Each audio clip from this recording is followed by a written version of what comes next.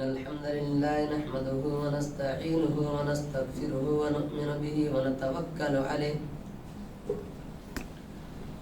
ونعوذ بالله من شرور أنفسنا ومن سيئات أعمالنا من يهده الله فلا مضل له ومن يضلل فلا هادي له وأشهد أن لا إله إلا الله وحده لا شريك له وأشهد أن محمدا عبده ورسوله يا أيها الناس اتقوا ربكم الذي خلقكم من نفس واحدة وخلق منها زوجها وبث منهما رجالا كثيرا ونساء واتقوا الله الذي تساءلون به والأرحام إن الله كان عليكم رقيبا يا أيها الذين آمنوا اتقوا الله حق تقاته ولا تموتن إلا وأنتم مسلمون يا أيها الذين آمنوا اتقوا الله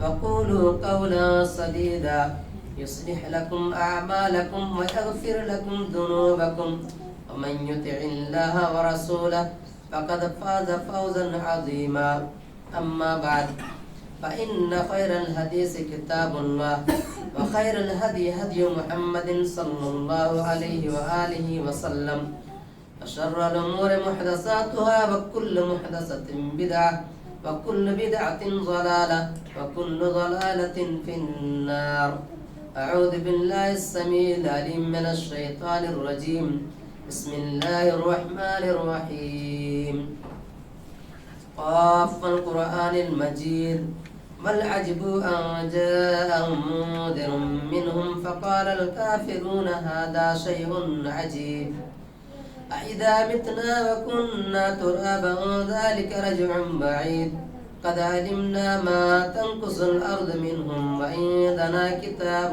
حفيظ بل كذبوا بالحق لما جاءهم فهم في أمر مريج أفلم ينظروا إلى السماء فوقهم كيف بنيناها وزيناها وما لها من فروج والأرض مددناها وألقينا فيها رواسي وأنبتنا فيها من كل زوج بهيج تبصرة وذكرى لكل عبد منيب ونزلنا من السماء ماء مباركا فأنبتنا به جنات وحب الحصيد والنخل باسقات لها طلع نزيد رزقا للعباد وأحيينا به بلدة ميتا كذلك الخروج كذبت قبلهم قوم نوح وأصحاب الرس وثمود وعاد وفرعون وإخوان لوط وأصحاب الأيكة وقوم تبع كل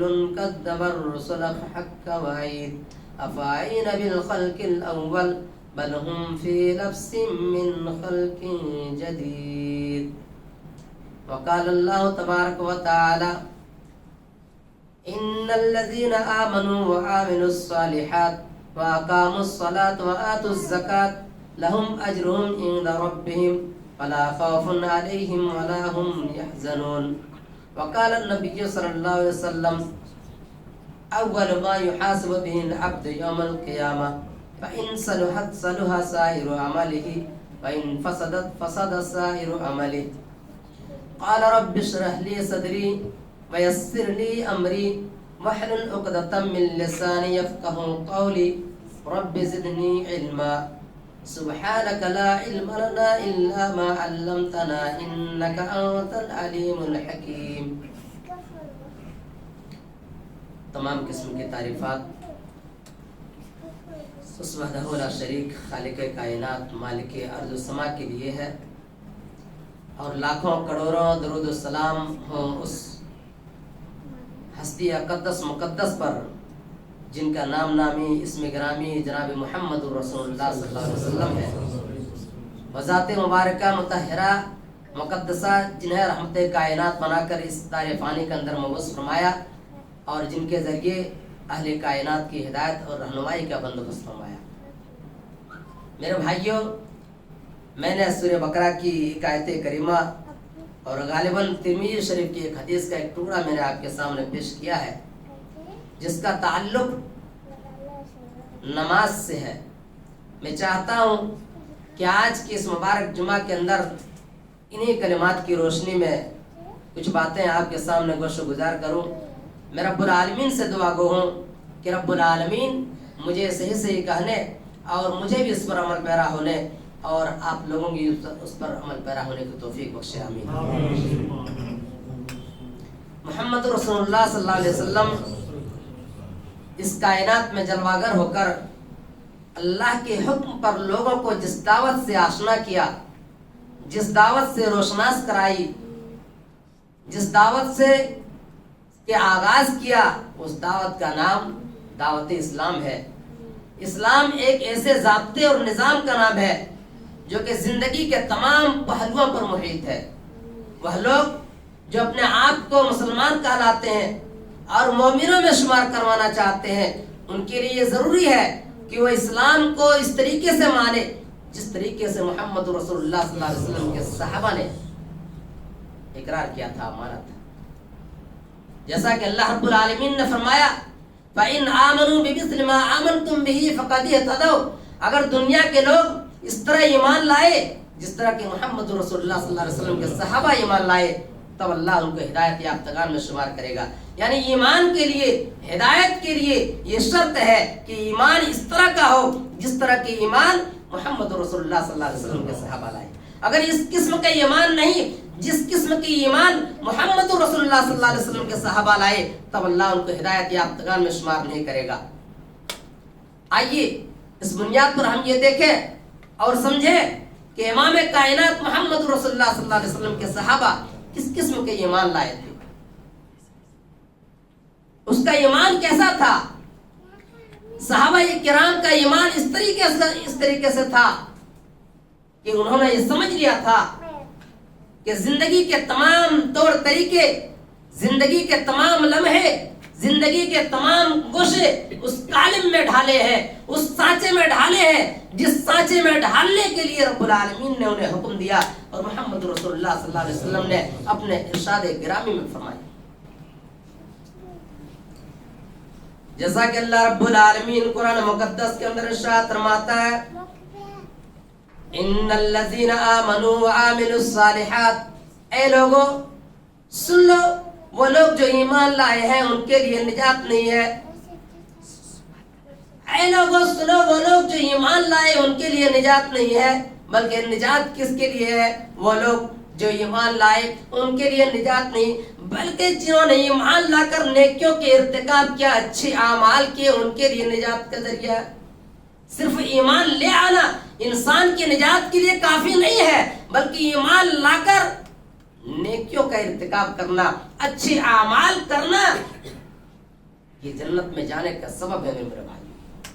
اچھے اعمال کیا ہے؟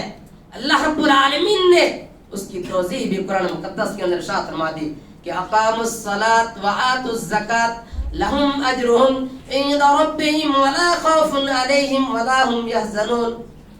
کہ اچھے اعمال یہ ہے کہ نماز ادا کیا جائے، نماز کی پابندی کیا جائے، نمازوں کا اہتمام کیا جائے، اقاموا الصلاۃ، نماز کو پابندی کے ساتھ ادا کیا جائے، وآتوا الزکاۃ، اور زکوٰۃ ادا کیا جائے، لہم اجرہم عند ربہم ولا خوف علیہم ولا ہم یحزنون۔ یہی وہ لوگ ہیں جو قیامت کے دن میدان محشر میں نہ غمزدہ ہوں گے نہ جہنم سے خوف کھائیں گے۔ کون لوگ؟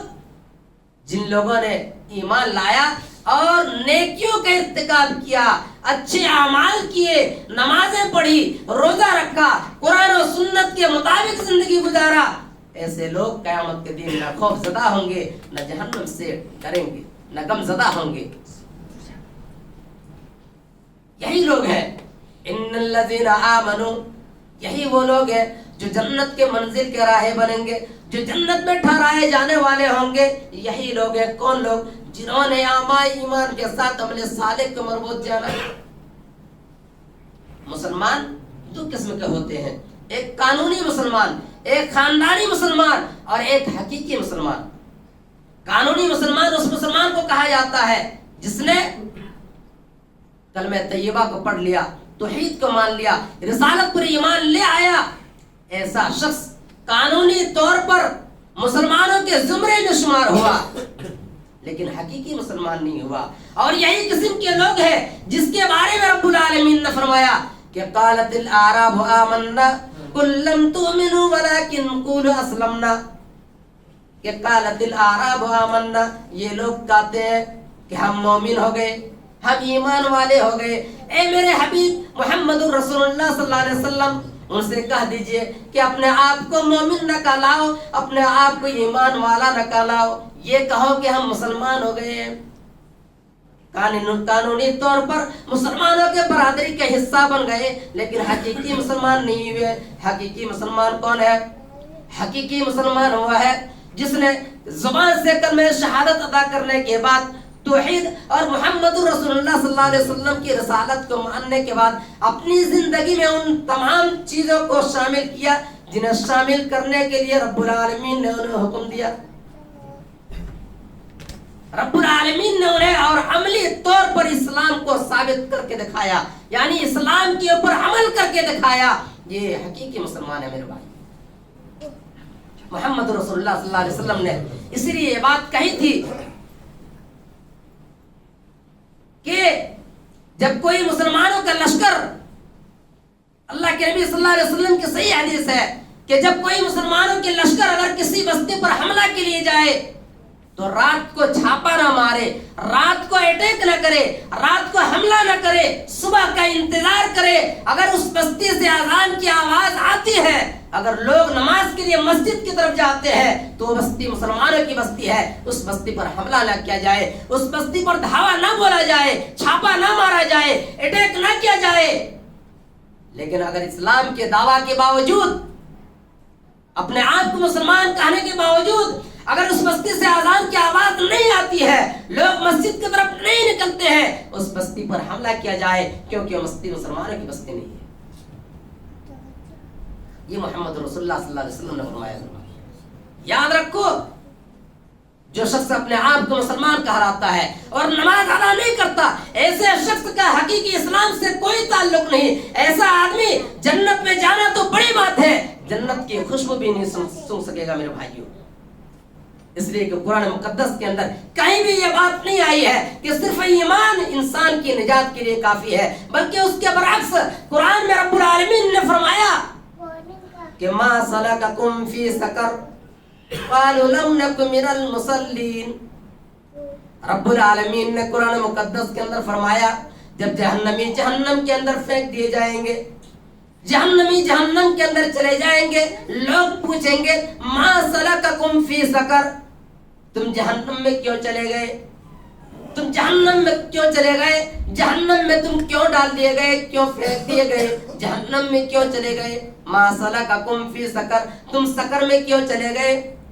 تم تو کلمے کے بڑے دعوے دار تھے، تم تو اپنے آپ کو مسلمان کہلایا کرتے تھے، تم تو اپنے آپ کو مومن کہلایا کرتے تھے، تم تو اپنے آپ کو ایمان والا کہلایا کرتے تھے. آج تم جہنم میں کیسے رسید ہو گئے ہو؟ جہنم میں کیسے چل گئے ہو؟ وہ انسان، وہ جہنمی حضرات کہیں گے لم نک من المصلین. جہنم میں جانے کا ایک سبب یہ ہے کہ ہم دنیاوی زندگی کے اندر اللہ رب العالمین نے ایک لمبی زندگی عطا فرمائی، اللہ رب العالمین نے ایک لمبی زندگی دی ہے، اس زندگی کے اندر ہم نے نماز ادا نہیں کیا. لم نک من المصلین، ہم پختہ نمازی میں سے نہیں تھے، ہم نے نماز ادا نہیں کی. ہم رسمی طور پر جمعہ کے جمعہ نماز ادا کر لیتے تھے، لیکن ہم نے پختہ نمازی ادا ہم نہیں بنے. لم نک من المصلین، ہم نمازیوں میں سے نہیں تھے، جس کی وجہ سے آج ہم جہنم میں چلے گئے. میرے بھائیوں، نماز نہ پڑھنا جہنم میں جانے کا سبب ہے.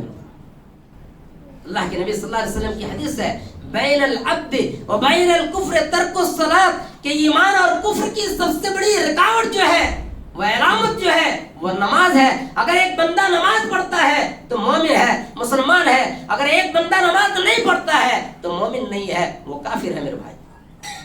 اللہ کے نبی صلی اللہ علیہ وسلم کی دوسری حدیث ہے کہ من ترک الصلاۃ متعمدا فقد کفر، جس نے جان بوجھ کر قصدن نماز کو چھوڑ دیا اس نے کافروں والا عمل کیا، اس نے کفر کیا. آج ہم نماز کو ہم نماز کی اہمیت کو نہیں سمجھتے. آج ہم نماز چھوڑے جا رہے ہیں، وقت ہوتا جا رہا ہے، اذان کانوں میں ٹکراتی ہے، لیکن نماز سے ہم کوسوں دور نظر آتے ہیں میرے بھائی. صحابہ کرام کے اندر اس بات کا تصور نہیں تھا کہ کوئی بندہ مسلمان ہو کے نماز کا تارک بھی ہو سکتا ہے, نماز کو چھوڑتا بھی ہو. صحابہ کرام میں اس بات کا تصور نہیں تھا میرے بھائی کہ مسلمان ایک مسلمان ہے اور نماز کو چھوڑ بھی رہا ہے. چھوڑنا تو بڑی بات ہے, بجماعت نماز سے پیچھے بھی نہیں رہتے تھے. اللہ کے نبی صلی اللہ علیہ وسلم کی حدیث ہے کہ ایک مرتبہ عشاء اور فجر کی نماز میں صحابہ کرام پیچھے رہتے. اللہ کے نبی صلی اللہ علیہ وسلم اس کے بارے میں فرماتے ہیں کہ میرا جی چاہتا ہے کہ میں عشاء کی نماز کی جماعت کے لیے کسی اور کو اپنی جگہ پر کھڑا کر دوں اور میں مدینہ کی گلیوں میں جا کر کے چکر لگاؤں, مدینہ کی گلیوں میں جا کر کے گھوموں, گشت لگاؤں اور دیکھوں جو شخص مسجد کے اندر آ کر کے نماز کے اندر شامل نہیں ہوتا اس کے گھروں کو آگ لگا دوں. میرے بھائیوں, یہ عشاء کی نماز صرف جماعت سے ادا نہ کرنے کی وجہ سے اللہ کے نبی صلی اللہ علیہ وسلم نے فرمایا کہ میں اس کے گھر کو آگ لگا دوں. اور جو سرے سے نماز نہیں پڑھتے ہیں, جو زیرو صفر نظر آتے ہیں, میرے بھائیوں شریعت اسلامیہ اس کے بارے میں کیا کہتی ہے؟ ذرا سوچئے اور سمجھیے نماز کتنی اہم چیز ہے. اللہ کے نبی محمد رسول اللہ صلی اللہ علیہ وسلم نے فرمایا کہ نماز ایسا فریضہ ہے, اتنا اہم فریضہ ہے کہ اللہ رب العالمین نے نماز کو کسی شخص کے لیے معاف نہیں فرمایا. حتیٰ کہ محمد رسول اللہ صلی اللہ علیہ وسلم نے فرمایا کہ ایک شخص نماز اگر کھڑے ہو کے نماز نہیں پڑھ سکتا ہے تو وہ انسان بیٹھ کے نماز پڑھ لے, لیکن اس کے لیے نماز معاف نہیں ہے. ایک صحابی اٹھ کر کھڑے ہو جاتے ہیں, کہتے ہیں اے اللہ کے نبی محمد رسول اللہ صلی اللہ علیہ وسلم, ایک انسان اتنا کمزور ہو چکا ہے, اتنا بیمار ہو چکا ہے, وہ انسان بیٹھ کے بھی نماز ادا نہیں کر سکتا. آپ نے اس کے لیے یہ نہیں کہا کہ نماز اس کے لیے معاف ہے, یہ نہیں کہا, بلکہ اللہ کے نبی جناب محمد رسول اللہ صلی اللہ علیہ وسلم نے فرمایا جو بیٹھ کے نماز نہیں پڑھ سکتا وہ لیٹ کے پڑھ لے. یہ نہیں فرمایا کہ جو بیٹھ کے نماز نہیں پڑھ سکتا اس کے لیے نماز معاف ہے, بلکہ فرمایا کہ جو بیٹھ کے نماز نہیں پڑھ سکتا ہے وہ لیٹ کے پڑھ لے. صحابی کہتے ہیں اے اللہ کے نبی محمد رسول اللہ صلی اللہ علیہ وسلم, ایک آدمی اتنا مجبور ہو چکا ہے, ایک آدمی اتنا کمزور ہو چکا ہے کہ وہ لیٹ کے بھی نماز نہیں پڑھ سکتا ہے. آپ نے فرمایا کہ وہ اشارے کے ساتھ نماز پڑھ لے, وہ اشارے کے ساتھ پڑھ لے. یہ نہیں فرمایا اللہ کے نبی صلی اللہ علیہ وسلم نے کہ جو لیٹ کے نماز نہیں پڑھ سکتا ہے اس کی یہ نماز معاف ہے, نہیں, بلکہ اللہ کے رسول صلی اللہ علیہ وسلم نے فرمایا کہ جو لیٹ کے نماز نہیں پڑھ سکتا ہے وہ اشارے کے ساتھ پڑھ لے, لیکن نماز انہیں ہر حال میں پڑھنا ہے. جس کے ہوش و حواس قائم ہے اللہ رب العالمین نے اس کے لیے نماز کو معاف نہیں کرا دیا. اور اتنا ہی نہیں, دیکھیے قرآن مقدس کی آیت کریمہ اٹھاؤ کہ عین حالت جنگ میں بھی نماز کو اللہ کے رسول صلی اللہ علیہ وسلم نے اللہ رب العالمین نے معاف نہیں کیا ہے. کافروں اور مسلمانوں کے درمیان لڑائیاں ہوتی جا رہی ہے, تلواریں چل رہی ہے, تیروں کی بارش ہو رہی ہے, گولیاں برس رہی ہے, چیخ و پکار کی شور اور ہنگامے ہے. ایسی نوبت ہے کہ ایک مسلمانوں کی جان چلی جائے, ایسا عالم ہے. لیکن اللہ رب العالمین قرآن مقدس کے اندر ارشاد فرماتا ایسا ماحول ہے, تیروں کی بارش ہو رہی ہے, تلواریں چل رہی ہے, تیروں کی بارش, نیزوں کی بارش ہو رہی ہے.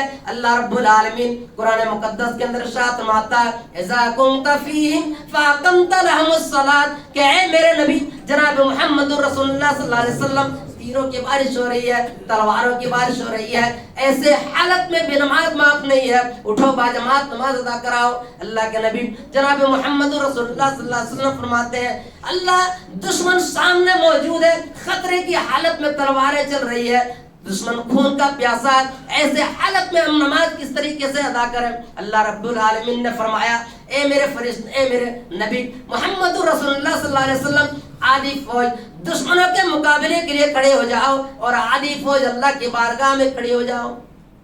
ایسے حالت میں بھی اللہ رب العالمین نے نماز کو جنگ کی حالت میں بھی معاف نہیں کیا ہے. اور آج ہم ہیں کہ دکانوں پہ بیٹھے ہوئے, مکانوں پہ بیٹھے ہوئے, سڑکوں پہ بیٹھے ہوئے, چوک چوراہوں پہ بیٹھے ہوئے نماز کو آج ہم بالائے طاق رکھ دیتے ہیں میرے بھائیوں. آج ہمارے ہاتھوں کے اندر طاقت ہے, جسم کے اندر قوت ہے, پاؤں کے اندر طاقت ہے, ہر چیز موجود ہے, لیکن نماز ادا کرنے کی ہمت آج ہمیں موجود نہیں ہے. سبب کیا ہے؟ سبب یہ دنیا ہے. یہ دنیا حاصل کرنا ہے, دنیا کمانا ہے.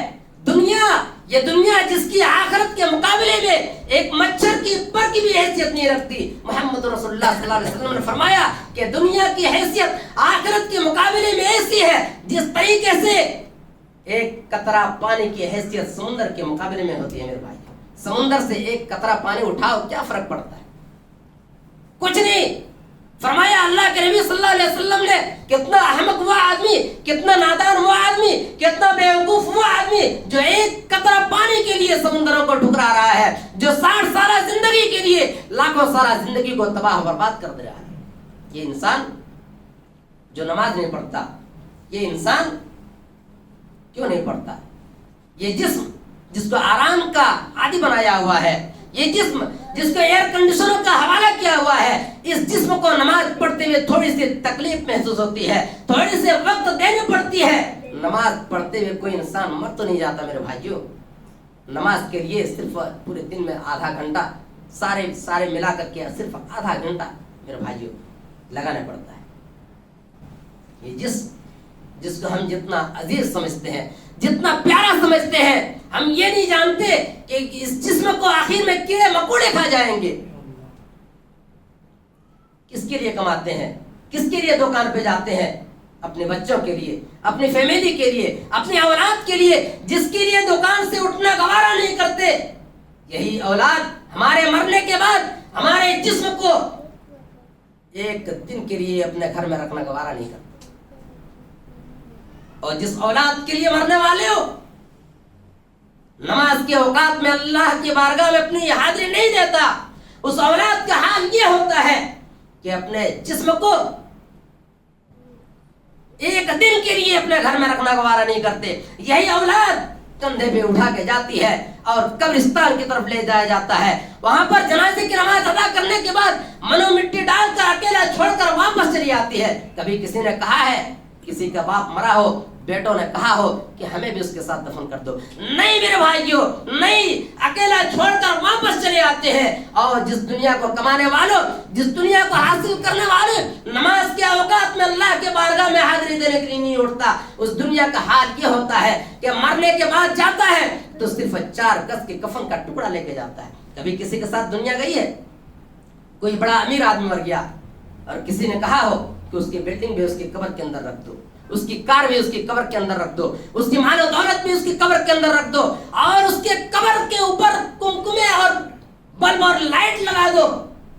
ارے اللہ والو, اوپر کمکمے اور لائٹ اور بلب لگانے سے اندر والے کو فائدہ کیا پہنچے گا؟ اندر والے کو تبھی تو فائدہ پہنچے گا جب عرش والے جنت کی کھڑکیوں میں سے کھڑکی کھول دی ہوگی. اندر والے کو تو اسی وقت فائدہ پہنچے گا جب عرش والے, جب رب العالمین جنت کے ٹکڑوں میں سے ایک ٹکڑا بنا دیا ہوگا, اندر والے کو تبھی تو فائدہ پہنچے گا. اور یہ فائدہ کس کو پہنچے گا؟ حدیث میں آیا ہے کہ یہ فائدہ اس کو پہنچے گا جس کو نماز کی عادت پڑی ہوگی, جس کو نماز کی عادت ڈالی ہوگی, جو نماز کی پابندی جس نے کیا ہوگا. اللہ کے نبی صلی اللہ علیہ وسلم فرماتے ہیں کہ ایک انسان مر جاتا ہے, قبر کے اندر دفن کر دیے جاتے ہیں, ابھی منکر نکیر آتے ہیں سوال و جواب کے لیے, اٹھا کر کے بٹھاتے ہیں. اللہ کے نبی صلی اللہ علیہ وسلم فرماتے ہیں کہ وہ ایسا وقت ہوتا ہے کہ عصر کا معلوم ہوگا کہ عصر کا وقت ہے, چاہے کوئی رات کے وقت دفن ہو, چاہے کوئی صبح کے وقت دفن ہو, ایسا معلوم ہوگا جیسے کہ عصر کی نماز کا وقت ہو رہا ہے. منکر نکیر سوال و جواب کے لیے جب اٹھا کر کے بٹھاتے ہیں کہ اٹھو اللہ کی بارگاہ میں جواب دہی کے لیے حاضر ہو جاؤ, جس کو نماز کی عادت پڑی ہوگی عصر کا وقت دیکھے گا, کہے گا اے میرے فرشتوں, تمہارے سوالات کا جواب بعد میں دیتا ہوں, پہلے مجھے نماز عصر ادا کر لینے دو. میرے بھائیوں, یہ کون کہے گا؟ جس کو نماز کی عادت پڑی ہوگی, جس نے دنیاوی زندگی میں نماز کے اہتمام کیا ہوگا, نماز پڑھا ہوگا.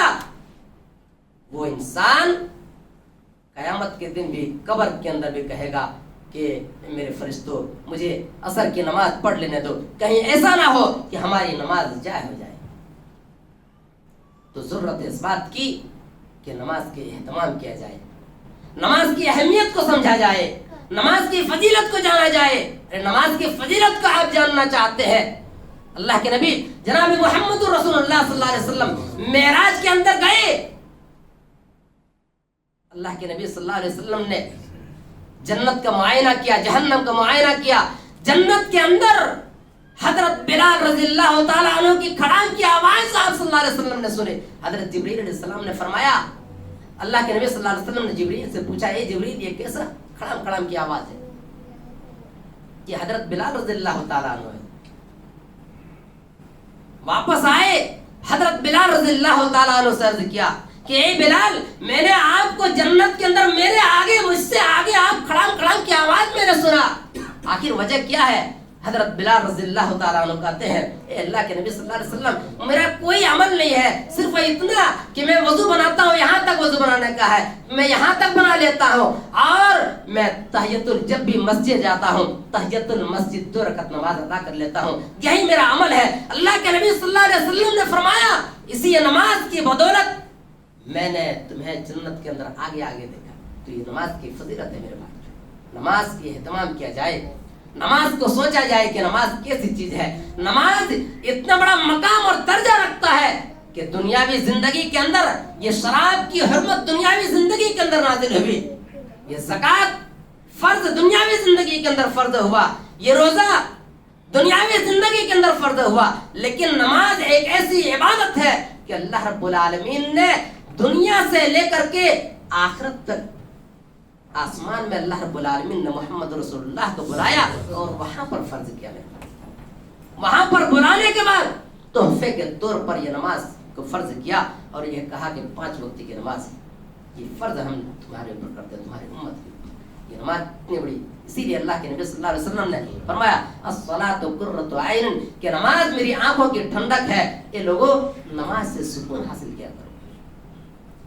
اللہ کے نبی جناب محمد رسول اللہ صلی اللہ علیہ وسلم کا آخری وقت ہے، جاگنے کی عالم میں ہے، سکرات کی حالت میں ہے، اب آپ صلی اللہ علیہ وسلم کی جان جائے گی یا کب جائے گی، ایسے حالت میں آپ صلی اللہ علیہ وسلم لوگوں کو ایک میسیج دیتے ہیں، لوگوں کو ایک پیغام دیتے ہیں، لوگوں کی واضح نصیحت کرتے ہیں کہ اے لوگوں الصلاۃ امام ملکت ایمانکم، کہ اے لوگوں اپنی نمازوں کی حفاظت کرتے رہنا، اپنی نمازوں کی پابندی کرتے رہنا اور اپنی لونڈیوں کی حفاظت کرتے رہنا۔ یہ آپ کا آخری عمل تھا، یہ آپ کا آخری پیغام تھا میرے بھائیوں، جس کو آج ہم نے بالائے طاق رکھ دیا۔ اس لیے نماز کی حفاظت کیا جائے اور نماز کو پابندی کے ساتھ ادا کیا جائے، کیونکہ یہی نماز سب سے پہلے قیامت کے دن جس چیز کے بارے میں سوال ہوگا، اسی نماز کے بارے میں سوال ہوگا۔ اول ما يحاسب به العبد يوم القيامه فان صلحت صلح سائر عمله وان فسدت فسد سائر عمله، جس کی نماز صحیح نکل آئی سارے کے سارے اعمال اس کے صحیح نکل آئیں گے، اور اگر جس کی نماز خراب نکل آئی سارے کے سارے اعمال اس کے خراب نکل آئیں گے۔ میرے بھائیوں، اس لیے نماز کو پابندی کے ساتھ ادا کیا جائے، کیونکہ قیامت کے دن کوئی کسی کا پرسان حال نہیں ہوگا، وہی عمل ہمارے کام آئیں گے جو ہم دنیاوی زندگی کے اندر کر کے جائیں گے۔ نماز پڑھیں گے، روزہ رکھیں گے، دین کا کام کریں گے، شریعت کے اوپر عمل کریں گے، یہی نیک اعمال ہمارے لیے دنیاوی زندگی سے لے کر کے آخرت تک کام آئے گی، ورنہ اس کے علاوہ وہاں پر کوئی کسی کا پرسان حال نہیں ہوگا۔ میرے بھائیوں، جیسا کہ اللہ رب العالمین قرآن مقدس کے اندر ارشاد فرماتا ہے، ایک انسان، ہر انسان قیامت کے دن اپنی فکر دامنگیر ہوگی، کوئی کسی کا پرسان حال نہیں ہوگا۔ اللہ رب العالمین نے فرمایا وَلَا يَسْأَلُ حَمِيمٌ حَمِيمًا يُبَصَّرُونَهُمْ يَوَدُّ الْمُجْرِمُ لَوْ يَفْتَدِي مِنْ عَذَابِ يَوْمَئِذٍ بِبَنِيهِ وَصَاحِبَتِهِ وَأَخِيهِ وَفَصِيلَتِهِ الَّتِي تُؤْوِيهِ وَمَا فِي الْأَرْضِ جَمِيعًا ثُمَّ يُنْجِيهِ۔ اللہ رب العالمین فرماتا ہے وَلَا يَسْأَلُ حَمِيمٌ حَمِيمًا، کوئی دوست کسی دوست کو قیامت کے دن کام نہیں آئے گا۔ یبصرونہم، حالانکہ ایک دوسرے کو دکھا دیے جائیں گے، یہ تمہارا دوست ہے، یہ تمہارا پڑوسی، یہ تمہارے گاؤں کے رشتہ دار ہے، ایک دوسرے کو دکھا دیے جائیں گے. یبصرونہم یود المجرم لو یفتدی من عذاب یومئذ ببنیہ. اس دن جہنم کی آگ سے بچنے کے لیے ایک مجرم، ایک گناہگار انسان جہنم کی آگ سے بچنے کے لیے فدیے میں اپنے بیٹے کو دینے کے لیے تیار ہو جائے گا جرمانے کے طور پر کہ اے پروردگار عالم، ہمارے 2 بیٹے، 3 بیٹے، 4 بیٹے، ہمارے سارے کے سارے بیٹوں کو لے لے میرے پروردگار، اور ہمیں جہنم کی آگ سے نجات دے دے، جہنم سے میں چھٹکارا دے دے، جہنم سے میں نجات دے. اللہ رب العالمین کہے گا کلا، ہرگز نہیں، ایسا نہیں ہو سکتا ہے. وصاحبته واخیہ. ایک انسان جب بیٹا دینے کے لیے تیار ہو جائے گا اللہ رب العالمین قبول نہیں کرے گا. اللہ رب العالمین وہ انسان کہے گا اے پروردگار عالم، ہمارے بھائی ہے، ہمارے 2 بھائی ہے، 3 بھائی ہے، ہمارے سارے کے سارے بھائی کو لے لے پروردگار، ہمیں جہنم کی آگ سے نجات دے دے، جہنم سے میں چھٹکارا دے دے. اللہ رب العالمین کہے گا یہ بھی نہیں ہو سکتا ہے. اپنے بیوی کو دینے کے لیے تیار ہو جائے گا وہ انسان، کہے گا اے پروردگار عالم، ہماری بیوی کو لے لے، ہمیں جہنم کی آگ سے نجات دے دے، جہنم سے میں چھٹکارا دے دے. اللہ رب العالمین کہے گا یہ بھی نہیں ہو سکتا ہے. وہ انسان مجبور ہو کر کہے گا وَفَصِيلَتِهِ الَّتِي تُؤْوِيهِ، اے میرے پروردگار، ہمارے پورے خاندان کے لوگوں کو لے لے، قبیلے کے لوگوں کو، پورے خاندان کے لوگوں کو لے لے، ہمیں جہنم کی آگ سے بچا لے. وہ انسان مجبور ہو کر کہے گا، اللہ رب العالمین کہے گا یہ بھی نہیں ہو سکتا. وَمَنْ فِي الْأَرْضِ جَمِيعًا، اللہ رب العالمین کا حکم ہوگا. وہ انسان کہے گا اے پروردگار عالم، ہم بیٹا دینے کے لیے تیار ہے، بھائی دینے کے لیے تیار ہے، بیوی دینے کے لیے تیار ہے، قبیلے اور خاندان کے لوگوں کو دینے کے لیے تیار ہے. اللہ قبول نہیں کر رہا. وَمَنْ فِي الْأَرْضِ جَمِيعًا، کہے گا اے پروردگار عالم، پورے روئے زمین میں جتنے انسان ہیں سارے کے سارے انسانوں کو لے لے، ہمیں جہنم کی آگ سے نجات دے دے، جہنم سے ہمیں چھٹکارا دے دے. اللہ رب العالمین کہے گا یہ بھی نہیں ہو سکتا ہے. میرے بھائیو، اس دن کے لیے تیاری کیجئے اور نیک اعمال کیجئے. یہی چیزیں ہمیں قیامت کے دن کام آئے گی. اور ورنہ باقی یہ دنیا کی زندگی پانی کا بلبلا ہے، ادھر سے جھونک آیا ادھر ختم ہو گیا. میرے بھائیو، اس لیے منمانی زندگی نہیں بلکہ قرآن و سنت کے مطابق زندگی کی گزاریے. اسی میں ہماری اور آپ کی نجات اور کامیابی ہے. اللہ رب العالمین سے دعا ہے کہ رب العالمین ہم تمام مسلمانوں کو کہنے سے زیادہ عمل کرنے کی توفیق عطا فرما. پروردگار ہم تمام مسلمانوں کو جب تک زندہ رکھ، اسلام پر زندہ رکھ. پروردگار ہم تمام مسلمانوں میں جو بھی پریشانیاں ہیں یا اللہ ہماری پریشانیوں کو دور فرما. یا اللہ ہمیں جو بیمار ہے یا اللہ ان کو شفا اجلا اور کاملہ عطا فرما. یا اللہ ہمارے مسلمان بھائی جہاں جہاں پریشان حال ہے یا اللہ ان کی پریشانی کو دور فرما. سبحانک اللہم و بحمدک استغفرک و اتوب الیک.